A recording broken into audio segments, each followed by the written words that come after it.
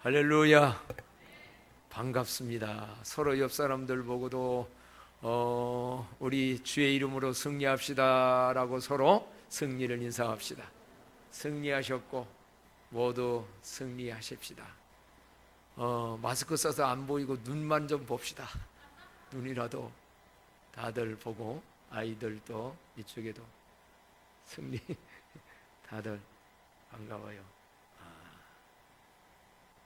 그전에는 마스크 벗고 이렇게 보면 제 머릿속에 일주일간 기도하다 보면 신기하게도 누구누구 온 사람 아는 사람 다 해가지고 그들의 이런 거가 기도가 하는데, 요즘 이제 그걸 못하다 보니까 한동안 뭐 했는데, 어쨌든 주님께도 잘 보여드리고 우리 사람끼리도 보면서 교제가 얼마나 중요한지 모르겠습니다. 예수님이 재판받고 잡혀가시고 십자가에 죽으시는 사건이 일어나자 제자들은 많이 흔들렸습니다. 숨는 자도 생겼고 도망하는 자도 생겼고 두려움에 떠는 자들, 그러다가 예수 모른다고 부인하는 자들도 생겼습니다. 제자들은 그래서 두려웠습니다. 뭐가 두려웠겠느냐? 성경에는 자세한 얘기는 다 없지만은 로마 군인들이 두려웠을 거예요. 그 당시 로마 정권이 얼마나 예수님 잡혀가고 하는 일에 집행을 했으니까. 그럼 예수님 따라다닌 사람들, 제자들 잡히면 또 어떤 불이익이 올지, 그러니까 두렵지요. 근데 오늘 성경에는 유대인들을 두려워하여 그랬어요. 유대인들이 구약시대부터 하나님 섬긴다고 하지만 변질된 바리새인들이라든가 서기관들이라든가 이러한 종교적인 단체, 두려웠어요. 그들이 사실 예수님 죽이라고 그랬잖아요. 하나님 예수님 전혀 모르는 사람 죽이라 소리도 안 했습니다. 그럼 어느 때는요, 믿는다고 하면서 잘못 믿고 신앙 가졌다고 하면서 올바른 신앙 가지 못하면 그들이 두려운 대상이 될 때가 있어요. 유대인들을 두려워요. 사실은 어떨 때는 사람이 두렵기도 합니다. 6.25 때요, 사람이 두려웠습니다. 인민군이 위에서 내려왔을 때는요, 옆에 있는 남로당들이 두려웠고요, 남한에서 경찰들이 올라왔을 때는요, 또한 이제 우익이 두려웠어요. 서로 신고하고 서로 죽이고 그랬으니까는요. 이들은 그것만 두려운 것이 아니라 내면에 이런 두려움도 있었을 것 같아요. 예수님이 부활한다고 하시는데, 예수님이 부활했다고 하는 소식도 들리긴 하는데 본인은 아직 못 만났어요. 부활주님 만난 체험이 없어요. 그러다 보니 이들은 얼마나 두려웠을까. 어떤 게, 만약에 예수님이 부활해서 앞에 나타나신다 한다면 그 부활주님 어떻게 쳐다보지? 그 부활이 사실이라면 부활주님한테 뭐라고 얘기하지? 왜냐, 여러분 잘 아시다시피 이 사람들이 어떤 사람들입니까? 지난날 예수님이 말씀하시기를 이제는 내 때가 됐다, 그래서 예루살렘에 입성할 거라고 할 때 제자들은 드디어 그때가 왔구나, 예수님이 왕 될 때. 그래서 거기에서 발빠르게 누구는 예수님이 그 나라 그때 왕이 될 때 내 큰아들은, 둘째 아들은 좌우에 이 장관에 저 장관에. 그러니까 또 다른 제자들은 뭐라고 했습니까? 아니, 나이도 새파란 네가, 예수는 내가 제일 먼저 믿었는데 내가 연장자니까 내가 그 자리 가야지. 무슨 얘기입니까? 연장자라고 다 합니까? 믿음 좋은 사람이 최고지, 내가 믿음 좋고 내가 믿음 좋고, 이랬더니 다퉜던 사람들이에요. 베드로 같은 경우는 예수님이 너희들이 그때가 되면 다 도망가고 나를 부인할 거다. 예? 다 다 도망갈지라도, 베드로가 그랬어요. 다른 사람은 다 도망갈지라도 나는 주님과 함께 할 것이고 주님과 함께 죽을 겁니다. 그렇게 호언장담했던 베드로,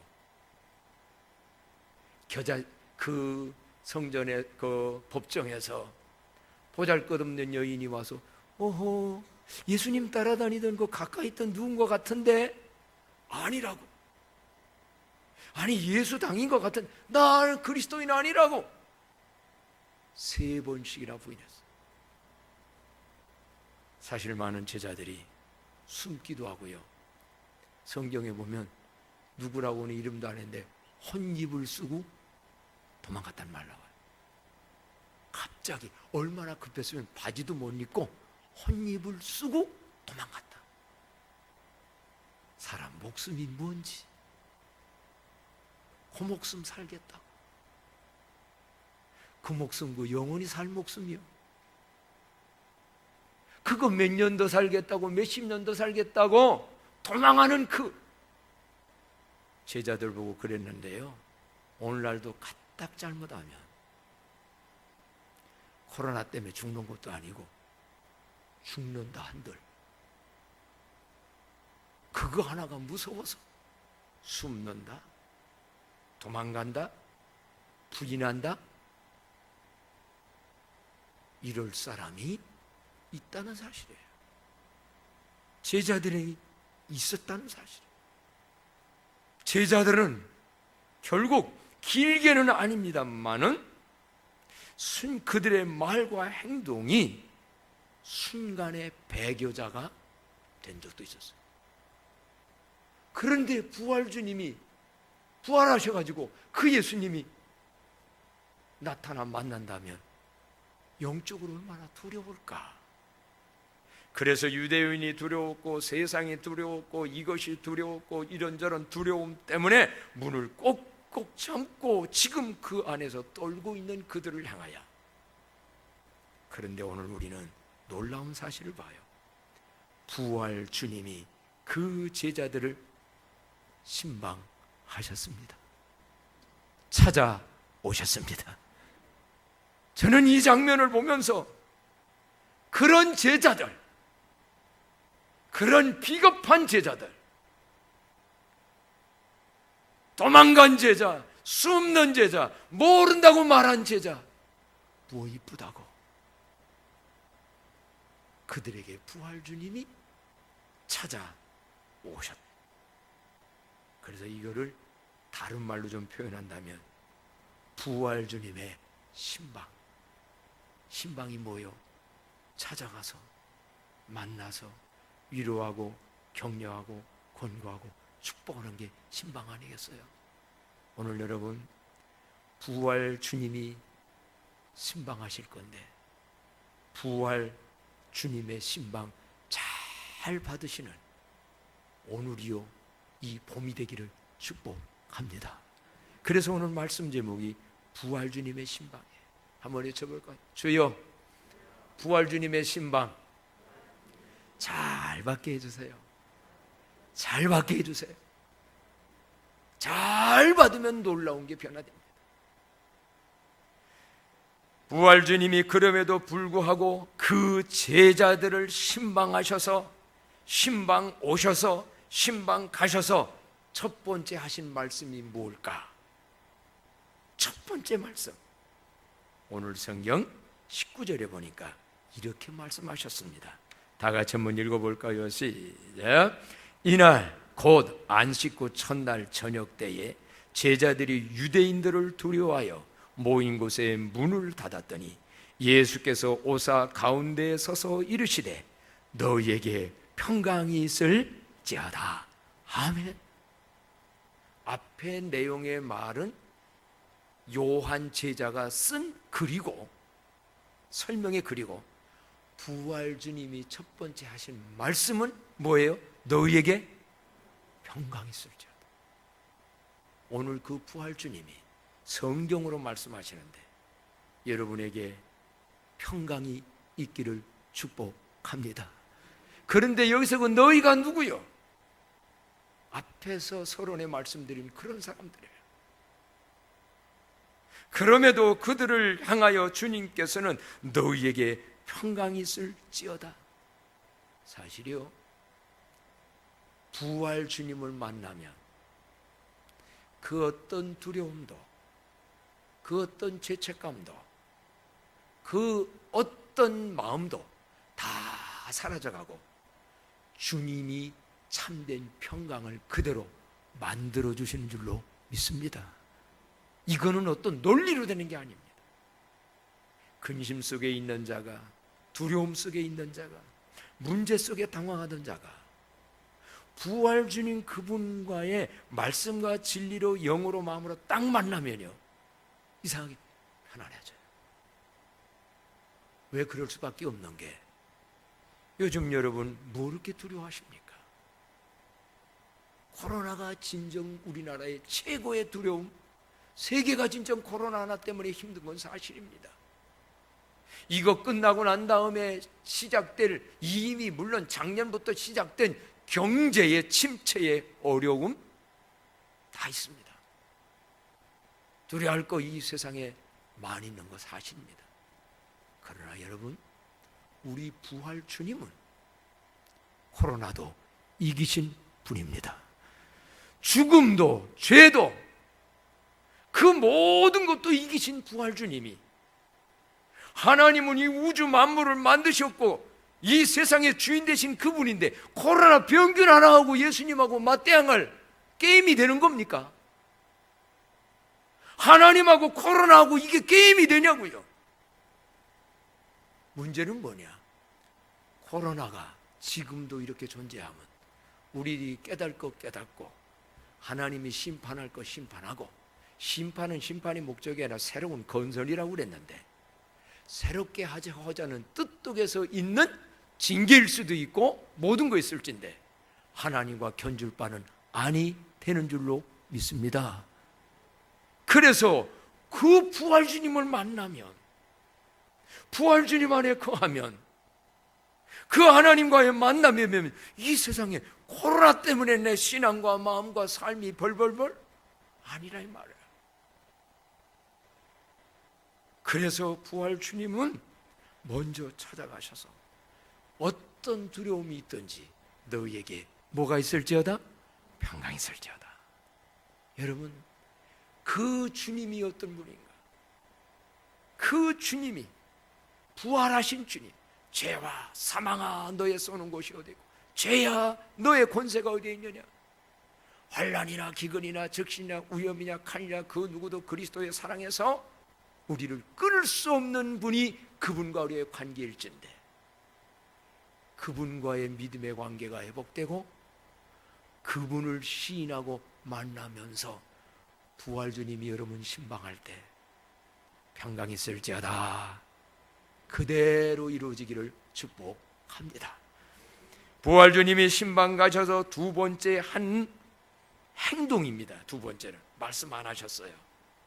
두 번째는 어떤 행동을 그들에게 보이셨냐면 20절 말씀 나같이 한번 읽어요. 시작. 이 말씀을 하시고 손과 옆구리를 보이시니 제자들이 주를 보고 기뻐하더라. 아멘.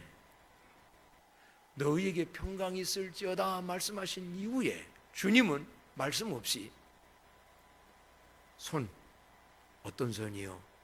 십자가에 못 박혔던 흔적이 있는 손과 그들이 죽었나 안 죽었나 확실하게 하기 위해서 찔렀던 창의 옆구리를 보이신 거예요.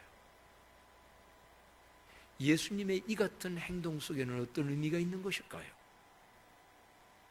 첫째는 이런 의미입니다. 제자들은 지금 내가 지금 헛것 보는 거 아닌가? 예수님 생각 많이 하다 보니 환상 보는 거 아닌가? 실제가 아닌 그냥 허상을 보는 거 아닌가? 예수님이 지금 평강 있을지어다 오셨는데 그 십자가에서 인간이 돼서 사람으로 사셨고 그러다가 우리 죄를 위해서 죽으신 그 십자가에서 못 박혀 죽은 그분이 정말 살아나서 오신 분인가? 아직 긴가민가요. 그러니까 예수님이 보여준 건 나는 바로 그 예수다. 죽었다가 살아난, 죽을 가짜가 변화되어 살아난 나다. 그걸 지금 보여주고 증명하기 위해서 보라는. 그러나 예수님이 여기에서 손과 옆구리를 보이신 것이 단순한 이것만은 아닙니다. 그럼 어떤 분들은 이런 얘기도 할 수 있어요. 예수님이 손과 옆구리를 보인 것은 나는 너희들의 죄를 위해서 이렇게 못 박히고 이렇게 창에 박히면서 죽었는데 너희들은 도망갔었냐? 숨었었느냐? 모른다고 부인했었냐? 그렇게 비겁하게 행동했냐? 하고 자신의 공치사하려고 보여준 거예요. 절대로 주님은 그게 아니었습니다. 왜냐하면 제자들이 그 손과 옆구리를 보이시니 제자들이 주를 보고 뭐였다고 그랬어요? 기뻐했다고 그랬어요. 첫째는 우리 주님이 정말 살아나신 허상이 아닌 그분이구나. 오늘도 여러분, 주님은 허상이 아닌 내 상상 속에 있는 분이 아니라 부활하셔서 영으로 성령으로 지금도 만나주시고 함께 하시는 분인 줄로 믿으시기를 바랍니다. 그뿐만 아니라 그분이 이거를 보인 건 다른 거 아니에요. 너희들 죄책감이 있지?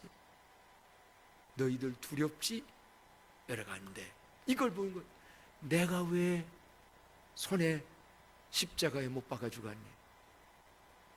그가 찔림은 우리의 허물이라며 그가 상함은 우리의 죄악을. 너희들의 그 약함 때문에, 너희들의 그 죄 때문에, 예수 믿고 나서도 또 짓는 그 죄 때문에 내가 너를 위해서 십자가에 죽은 거 아니야.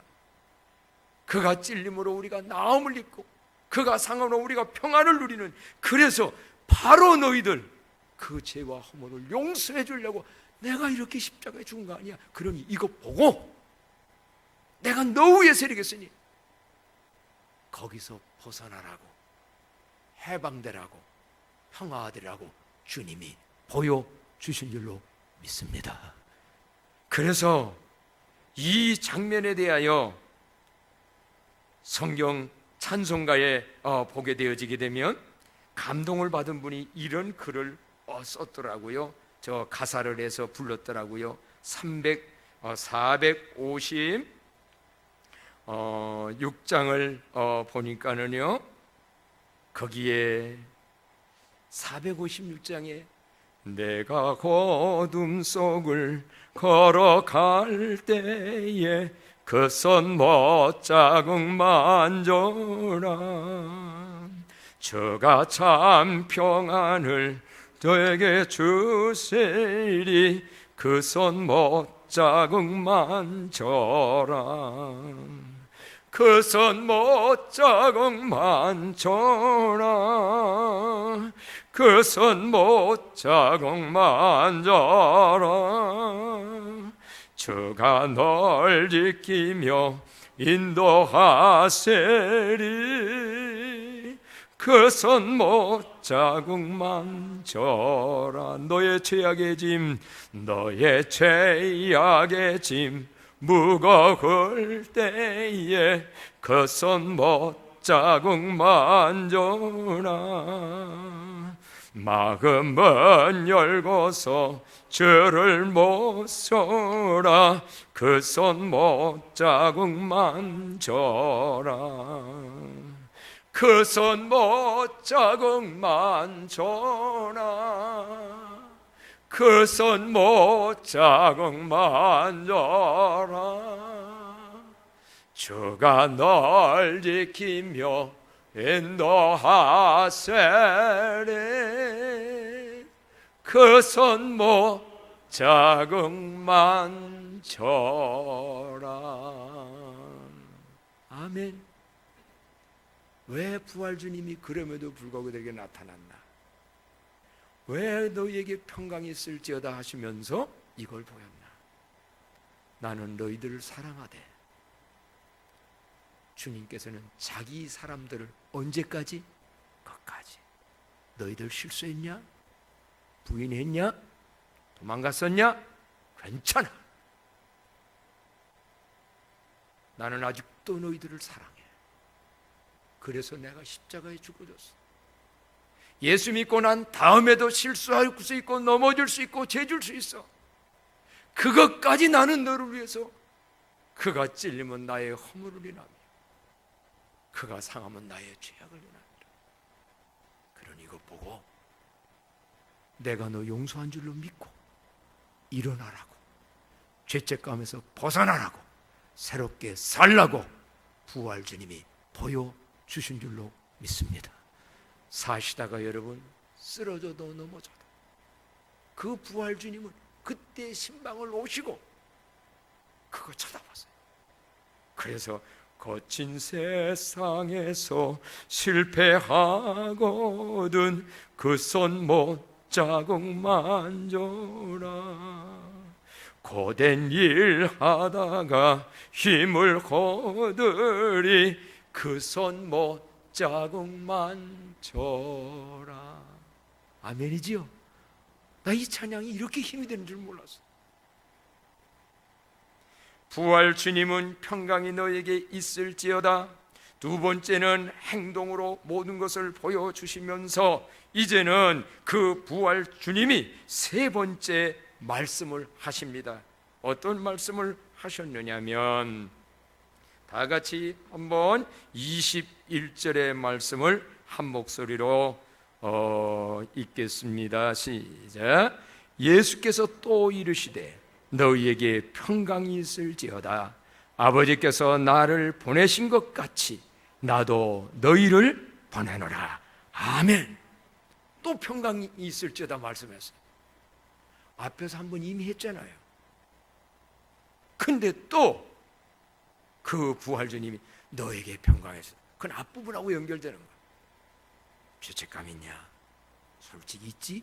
그러나 내가 이랬으니 이제 내가 주는 용서로 인하 평강하더라. 평강하더라. 그런데 세 번째 말씀은 어떤 말씀이냐면, 아버지께서 나를 보내신 것 같이 나도 너희를 보내노라. 파송한다는 거예요. 아폴로 톨로스 사도, 저 세상을 향하여 너희를 보낸다. 근데 여러분, 이 말씀 가지고 한 번 볼 때에 이해되지 못하는 부분이 많잖아요. 숨었던 자요, 도망갔던 자요, 부인했던 자인데 이런 사람들을 부활의 증인이라고, 복음의 사도라고 세상에 보낼 수 있는 자들입니까? 자격이 안 될 수 있잖아요. 아마 제자들 입장에서 봐도 나 같은 것이 도망했던 자요, 비겁하게 숨었던 자요, 부인했던 자요, 이런데 나 같은 것이 어떻게 이 부활의 소식을 전하는 자로 하겠냐? 이럴 수 있어요. 그런데에도 불구하고 부활 주님은 아버지께서 나를 보내신 것 같이 나도 너희를 보낸다 라고 말씀하시는 이유는 뭘까? 여러분, 우리들은 인간적으로 보면 모두가 흠이 있고 모두가 부족하고 불완전한 자들입니다. 주님도 그거를 잘 아십니다. 그럼에도 불구하고 주님은 그러한 부족한 자들을 많이 부르셨어요. 그리고 그런 자들에게 오히려 사명을 주셨어요. 왜 그런가 했더니요, 오히려 부활 주님은 나는 도덕적으로, 윤리적으로, 신앙적으로 뭘로 아무것도 허물이 없고 죄가 없다고 하는 자들은 쓰신 경우가 별로 없어요. 왜 그런가 했더니 그들은 다니면서 뭐를 얘기하느냐? 자기의, 자기 도덕, 자기 잘한 거, 자기만 얘기해요. 보냄받은 자의 전도자는 자기 일을 말하는 게 아니에요. 자기 일을 말할 것도 없고. 근데 신기하게도요, 오히려 죄인인 것을 알고 큰 죄를 실제로 졌고, 우리나라에서도 보면 심지어는 죄 짓고 교도소 갔다가 그 감방에서 예수님 맞고 온 사람들이요, 그 전과자예요. 그런데 예수님 믿고 죄사함 받은 확신이 있어. 나는 이런 도망갔던 자요, 나는 이런 죄인이고, 나는 이런데 그 예수님이 내 죄를 용서해서 사함 받았고 구원을 받게 했다는 이 기쁨이 넘치는 자, 이런 사람들이 전도를 더 잘하더라는 거예요. 왜? 나를 자랑 안 해요. 그들은 나를 자랑할 거 없어요. 내 의를 말하지도 않아요. 오로지 그 예수님.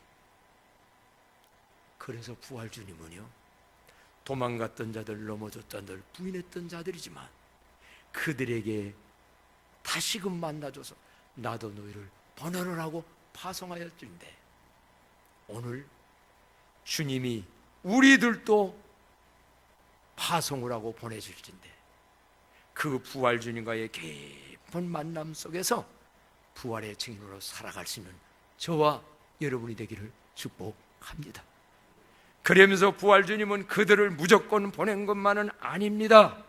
오히려 그들에게 대안을 주셨는데, 정말 약합니다, 부족합니다, 앞으로도 가서 또 상황이 어렵고 현실이 어려우면 쓰러지고 넘어지고 배신자가 되고도 이럴 가능성이 없는 거 아닙니다.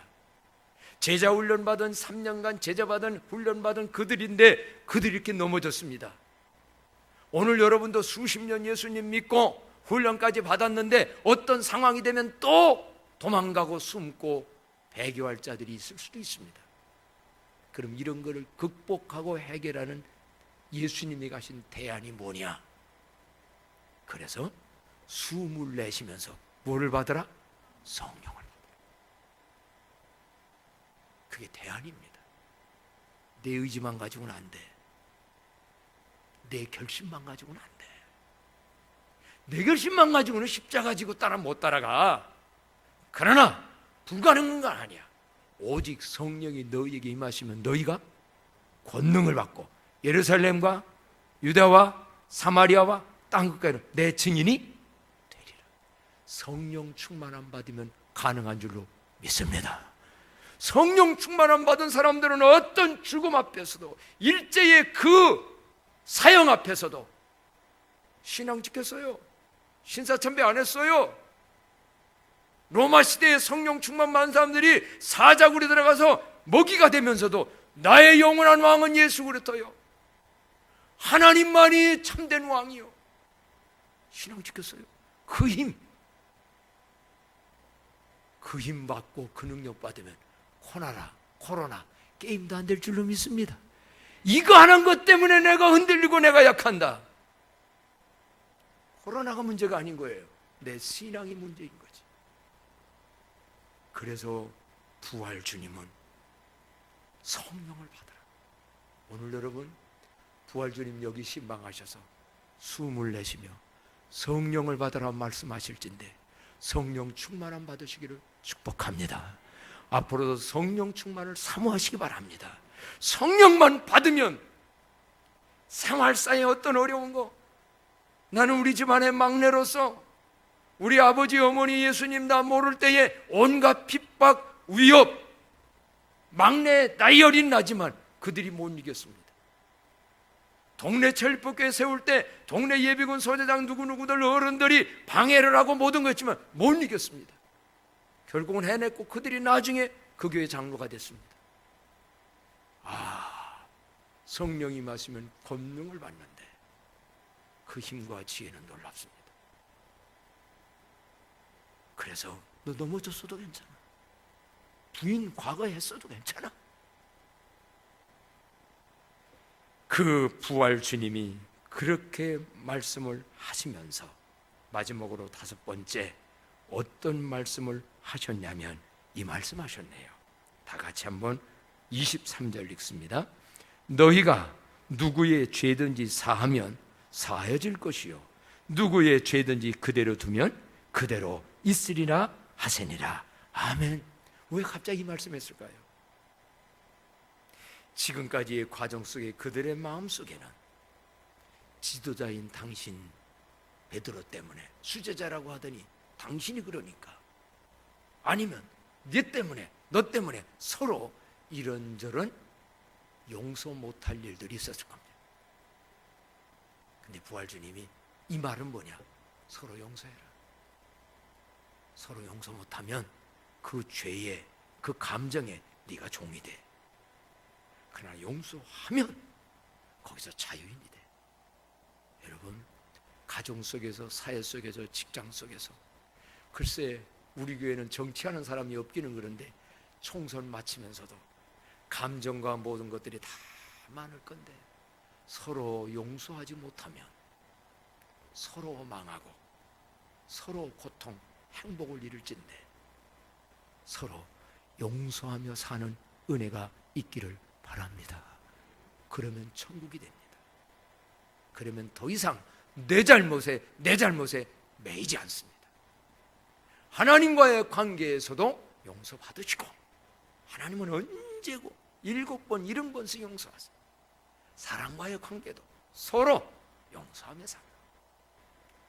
사랑하는 광남의 성도님들이여, 부활 주님은 그런 제자들임에도 불구하고 그들에게 친히 신방하셨습니다. 신방이 뭔가? 제가 수십 년간을 신방을 했지요. 근데 신방이라고 하는 단어가 뭔지를 더 정확하게를 모르고 한 것도 있는 것 같아요. 이창우 집사님이 한문 잘하시는데 신방할 때 심자가 무슨 심자인지 아세요? 역시 찾을 심자래요. 방자는 방문할 방자, 저보다 낫네. 신방이 찾는 거예요. 그리고 방자가 방문해서 주고받는 거예요. 그래서 성경에서 이 일반 세상은 신방이라는 말 잘 안 씁니다. 그래서 초창기에는 그렇게 많았대요. 아이고, 목사님이 신방하고 가셨다고. 그러니까 신방을 뭘로 알아들었어? 신방으로 알아들어가지고, 목사님 신방 차렸어? 신방 차리면 뭐 하는 거예요? 결혼해가지고 신방 차리는 거 아니에요? 하고 웃지 못할 그런 얘기도 있었다고 하는데, 신방의 정의는 찾아가서, 그래서 거기서 위로하고 격려하고 권고하고 마지막은 축복하는 거, 이거 신방이에요. 저도 그래서 찾아가서 위로하고 격려하고 어떤 때는 권면하고 그리고 주의 이름으로 축복하고, 이게 신방이에요. 금년에는 신방, 봄 신방 해야 되겠는데 사회적 거리두라고 해서 제가 신방을 가면은 안 좋아할 분들이 많을 것 같아요. 그래서 어떤 경우 꼭 해야 될 집들은 문 밖에서 하고 왔어요. 같이 하는. 그래서 제가 주님께 물었더니 주님이 이번에는 부활 주님이 친히 해주시겠대.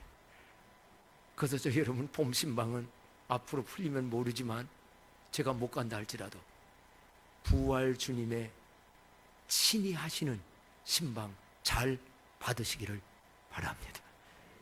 지금도 하시고 가실 겁니다. 부활 주님이 찾아가셔서 평강이 너희에 있을지어다, 평강을 주실 때 평강 받으시기를 바랍니다. 숨을 내쉬며 성령 받으라 할 때 받으시기 바랍니다. 보냄받은 자의 사명 잘 감당하는 자들 되어지기를 바랍니다. 서로 용서 못한 것이 조금이라도 있다면 용서도 하시기를 바랍니다. 그런데 신방이, 제가 그래서 이번에는 신방에도 설교를 하다가 신방에 대한 막 그 글들을 막 사방에 모든 걸 다 보니까 재미난 표현이 하나 있더라고. 신방이 맞는가 신방이 맞는가, 어떤 게 맞아요? 신방, 신방 둘 다 맞는데, 아까 신방, 심자는 찾을 심자야. 주님이 찾아가시는 거예요. 목사도 주의 이름으로 찾아가는 거예요. 그럼 두 번째 신방은 뭐냐? 주님이, 하나님이 누구요? 신하니야. 그러니까 누가 찾아가는 거예요? 신이 찾아가는 거야. 신 목사가 찾아가는 게 아니고, 신, 거기다 보니까 또 신씨도 조금 어울리긴 하는데 그게 아니고 신이 찾아오신 거예요. 그 신방 믿음으로 받으면 평강도 격려도 은혜도 있을진데, 이번 봄신방 부활주님 대신방 잘 받으셔서 이런 거를 받았다는 간증 체험이 많아지기를 축복합니다. 찬송가 우리 같이 한번 535장 534장입니다. 534장